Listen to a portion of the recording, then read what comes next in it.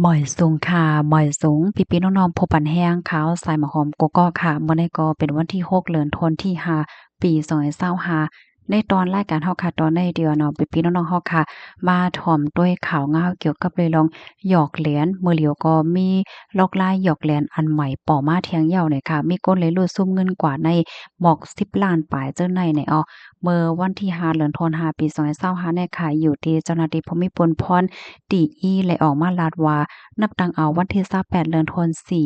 ต่อปอถึงวันที่4เดือนธันวาคมปี2025ในค่ะตั้งฝ่าย AOC ขนอดไล่รับตึงลาดก้นที่อันถุงยาหยอกเหรียญจุ่มหยอกเหรียญเขานั่นก็ใจลอกลายใหม่ว่าสว่าเจ้าในหนังเฮือได้ห้อยส้วนเปิ้นไหลแลเปิ้นยุ่มยำเขาเสมาเฮ็ดซานจ้อมกันนั่นในค่ะเนาะก็มีอยู่ละหลายลายเฮ็ดจังได๋ค่ะออกเปิงลงมาในเดมีอยู่5ลอกลายอันเขาเอามาใจตื้อเนี่ยค่ะลอกลายที่1ในเนาะ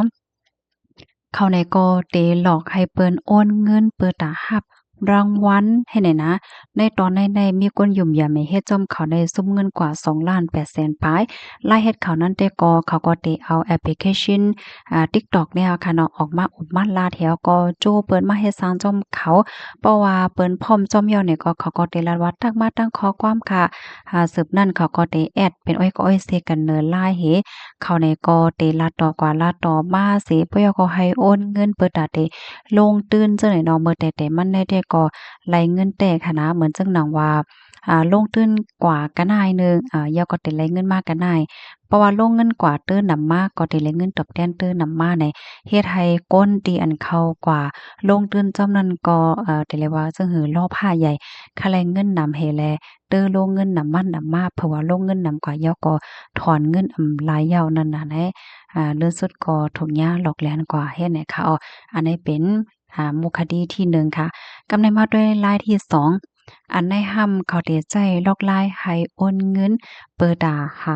ลายคึกตอนเที่ยงอันนี้ก็มีคนยุ่มเหี่ยวก็ซุมเงินกว่าใน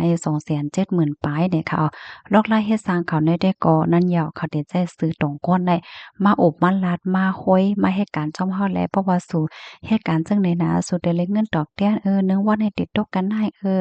เนาะมื้อนั้นมันก็เล็งลงอยู่ที่หอที่เฮิรนก็หนังเฮือได้เลยมีเงินเข้าแทงนั้นมาเฮ็ดจั่งใดและเฮ็ดจั่งใดแลเฮ็ดให้เพราะว่า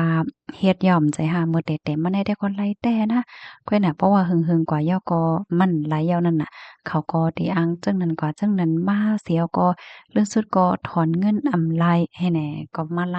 จั่งไหนแหน่อ้อกำไรมาแทงลายที่3ค่ะ เขาในก็ให้ลงตื้นตั้งเปิงดิจิทัลตั้งคอมในเนาะอันนี้ก็มีก้นไหลรับพรตุ่มยอนกว่าซุมเงินกว่าใน5,940,000ปลาย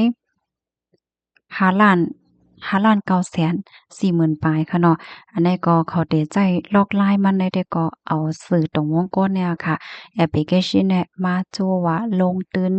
เนาะได้แลงเงินกันนั่นกันได้สังสิงเฮ็ดจังไหนเนาะ เพราะว่าเพิ่นลงทุนกว่าเหย้าตาได้เอาเงินออกมาตาได้เลยเอาน้ำแม้นน้ำต้นออกมานั่นซ้ำได้เลยปันขวานได้เลยปันกาอันนั้นได้เลยปันกาอันในเนี่ยค่ะนะลื่นสุดเนี่ยก็จังถอนเงินหลายค่ะย่าหยอกเหรียญเฮ็ดไหนออกกำในมาแทงเมียวหนึ่งค่ะอมุคดีที่4ค่ะเนาะเขาเนี่ยก็ได้หลอกให้กู้เนาะในก็มีคนซุมเงินกว่าล้านปลายค่ะเขาก็เตใจลอกไล่เนาะเพราะว่ามากู้เงินตีในได้ก็ เต็มบ่ไรปันขอนมันนำเต็มไรปันขี้มันนำว่าสังว่าเจ้าได้ก้อยกะว่าตาเตกู้เงินไรกะนั่นกะนายได้ก็เตไรปันเงินวางมันกะนายก่อนเฮ็ดจังนี้น่ะนะกำในเพราะว่าโอนปันยาวไหนเขาก็เตลาดว่าอันสิโอนมาได้อันหมายปานมันพี่เด้อนั่นในเนาะตาเตแก่ไรแน่สุดเลยโอนเงินมาปันแทงกำในห่ำตาเตแก่ไรนั่นซ้ำมันเตเลยส่งกก OTP กว่าที่นั่นที่ไหนเตเลยปันกะอันนั้นเที่ยงไหนเอาก็เอามาไหนก็ ซุ่มเงินละหลายไหลหังมาเนี่ยค่ะปะยอก็แทงตอนหนึ่งได้เพราะว่าเฮาขามาด้วยเนี่ยเขายังมีลองโจว่ามาลงตื่นจอมเฮาได้ก็จอยเทียมก้นทบเพบางตอนก็ใจลอกลายเหมือนจังหนังว่าโหลขามเงินให้ไหนเนาะก็หนังว่าได้มีพ่อนปางตอบแทนจังไหนเฮเนี่ยก็ย่าเหรียญกว่าแหละก็มีค่ะกำในข้อที่5เนี่ยซ้ำเขาก็ได้โจ้เหตุการณ์ไปมักมีลงตื้นดิจิทัลนะคะเนี่ยก็มีคนยุ่มเหี่ยวก็ซุมื้นกว่า1,240,000ปลายรายเฮ็ดเขานั้นได้ก็เขาได้ออกมาลาตั้ง TikTok ว่าเฟซบุ๊กว่า LINE ว่าจังใดเนาะก็ออกมาลาดว่าเฮามาเฮ็ดสร้างจังไหนไม่ลงตื้นจังไหนนะ ก้นในเขาก็เฮ็ดสร้างกว่าเขาเนี่ยก็มีลองออกมาในภาวะจัดปานกว่าจังนั้นจังไหนเฮ็ดให้เปิ้นทางใหญ่ให้กว่าเปิ้นคอยเนาะเพราะว่าเปิ้นมาลงตื่นจอมเหย้าเนี่ยก็มันจังถอนเงินหลายค่ะนะมันได้เลยว่าจังหมดแต่มันได้ก็เพราะว่าลงเงินกว่ากะนายหนึ่งก็ได้เลยเงินนำแบตมันมากะนายหนึ่งว่าได้ไรกะนายหนึ่งเหลือได้ไรกะนายเนี่ยก้อยก็ว่ามันเป็นเส้นหมายอันมีในคอมก้อยค่ะเพราะว่าก็ถอนเอาตกเงินเต้ๆได้ก็ส่ำว่าถอนอำไรเนี่ยมันเป็นไว้เฮ็ดไหนคะได้ก็เป็นลอกไล่ใหม่ที่อันเขาใจตื้อค่ะนะอันนี้เป็นโรงที่หลีไว้ใจเต้เพราะว่าเฮาขามาด้วยในข้อที่หนึ่งนั่นเขาก็ได้เอาลองที่ว่าลงตื่นในเหตุการณ์สร้างลองตั้งหลีเหตุการณ์กู้สู่เฮ็ดจังไหนป้าค่ะนะเหมือนจังหนังว่าเงินที่สูมาลงตื้นในที่เอากาจ้อยเทียมก้นที่เปิ้นฮบทบตั้งหยาเพิ่นแลเปิ้นโลฝ่ายหนึ่งสู่ก็ได้ไล่ขี้หลอกมันป้าเป็นการให้กู้สู่ตั้งหลีก้อยหมกาซ้ำได้ไล่เงินขี้หลอกมันป้าเทียงกำนันไล่มันไล่เฮ็ดสารจอมกันว่าสว่าในเขาได้บ่เคี้ยวน่ะเขาได้เอาในตอนเฮ็ดกู้สู่ตั้งหลีจ้อยเทียมก้นตุกขาดตุกกินหันจะไหนในมาลาดป้าจอมในเขาก็เปิ้นนั่นแหละเพราะว่ามีโกนมาอบมันลาดขนมมาหลูขามและสั่งมาโจ้กว่า ลงตื้นเกี่ยวกับไปลองการจอยแถมก้นตุกก้นยาวว่าสว่าเจ้าไหนก็ไฮไลท์สตีป้าเนี่ยค่ะมันปองว่าเมื่อเหลียวจุ่มหยอกแหลนเขาในเขาก็เอาไล่จังไหนมาหยอกแหลนป้าเย้าเฮียงในเขาโคว่าก้นในมีน้ำใจมีเมตตามีกรุณาเพราะว่าครบทบพันเปิ้นโหลตั้งจอยทบตั้งหยาบเนี่ยก็ใครจอยใครเทียมเย้าให้ในนั้นค่ะนะเนาะเพราะว่ามานับพรมตั้งเสียงตั้งหมดหาอโมคดีอันก็อันว่าก็เมื่อไกลนั้นส่วนเป็นเงินก็ซุมเงินกว่าใน11ล้าน590,0007 เฮง 6 ปาก 27 บาทว่าไหนคะกำไรซ้ำมาแทงตอนหนึ่งอันนี้ก็คอมมูนได้ออกมาเมื่อว่าก้อยเนี่ยค่ะเมื่อเหลียวได้มันมีลองหยอกเหรียญหับหาการงานปันจังไหนก็มีเนี่ยค่ะเขาในก็เดใจสื่อตรงวงกลเนี่ยค่ะแอปพลิเคชันสีส้มสีล้ำสีเขียวจังไหนค่ะเนาะเขาก็ออกมาลาดว่ามีงานเฮ็ดมาเฮ็ดการจ้อมเฮาแลหาการปันค่ะเพราะว่ามาเฮ็ดการด้วยกอมโลโกหังมีเพหังเงินเหลินเกาหลีมีตีลือ ตีกินตั้งกินหังจังไหนมีปันเพราะว่าใกล้เฮ็ดการก็ได้มีเงินปันแทงว่าเงินพิเศษว่าสังว่าจั่งใดเฮ็ดไหนค่ะเนาะมีโบนัสว่าหังว่าไหนเขาก็ได้มอลาดนะเพิ่นจะไปขอเหย้าเฮ็ดไหนค่ะนะเพราะว่าอันรายจ่ายเฮ็ดเข้าใจเฮ็ดก็เฮ็ดการจ้อมเขาเนี่ยก็สร้างทุกข์ได้ทุกข์ยากส่งกว่าเฮ็ดเป็นcall center ว่าสังว่าจั่งใดเฮ็ดได้หลายเฮ็ดให้เขาก็เปิ้นนั่นแหละให้แลสตินำเกี่ยวกับเรื่อง การหยอกแหลนในเนาะต่อถึงมื้อเดียวเปรียบส่ำว่าลมปองจึงแลเจ้าหน้าที่ภูมิพลพรเขาคัดใจผิวล่างติ้งยับอยู่ก็มันยังตึงมีอยู่ติ๊กๆในค่ะอันที่เฮาคาโหลได้ฟังน่ะในแต่ก็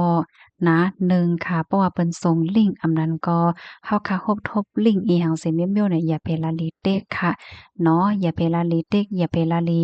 ยุ่มอย่าไปยุ่มง่ายนะเพราะว่ามีคนมาโจ้ก็เฮ็ดอันนั้นอันได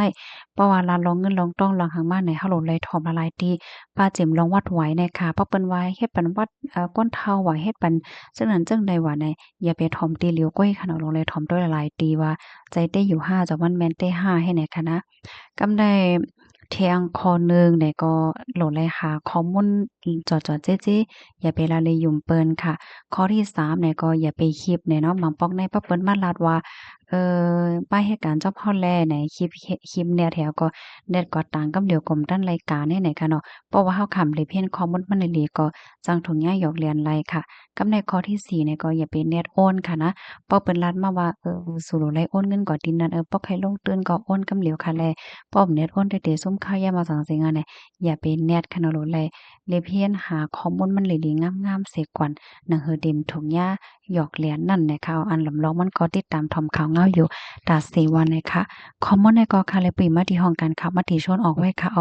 หนังหือบ่เตจังเลยฟังกันค่ะเนาะก็สืบเป็นแพแช่กว่าหมอกลัดสืบกันกว่าดำๆเสกำค่ะยินจมใหญ่นำค่ะเนาะค่ะหมอยซุงค่ะ